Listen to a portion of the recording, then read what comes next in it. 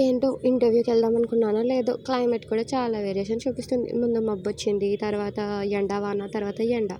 కానీ మనం మాత్రం విక్రమార్కుడిలా రెడీ అయిపోతున్నాం. ముందు సన్ స్క్రీన్ రాసేసుకున్నాం, తర్వాత లిప్స్టిక్. ఇంకా మా చెట్టుకున్న జాంపండు తింటూ వెళ్ళిపోయాను. వచ్చేసా. ఇక్కడికి వచ్చి ఏం చేశానంటే 2 అవర్స్ బయట కూర్చున్నాను. ఆ చెట్టు కింద ఒక యోగిలా దీర్ఘంగా ఆలోచిస్తున్నాను. ఏం ఆలోచిస్తున్నానంటే అసలు బీటెక్ తీసుకున్నాను, కానీ ఎక్కడ తప్పు జరిగిందో తెలియట్లేదు. అండ్ ఇంకోటి మా మమ్మీ చెప్పిన సామెత గుర్తొచ్చింది. అది లాస్ట్‌లో చెప్తా. తర్వాత లోపలికి వెళ్ళిపోయాం. గాలి ఆడలేదు.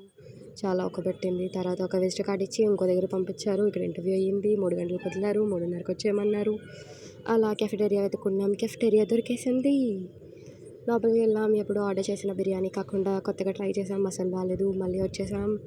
సెకండ్ రౌండ్ కూడా అయిపోయింది. థర్డ్ రౌండ్‌కి ఇంకో దగ్గరికి తీసుకెళ్లారు. ఇక్కడ థర్డ్ రౌండ్ కూడా అయిపోయింది. లోపల బాగుంది. 20 మినిట్స్ వెయిట్ చేపించారు.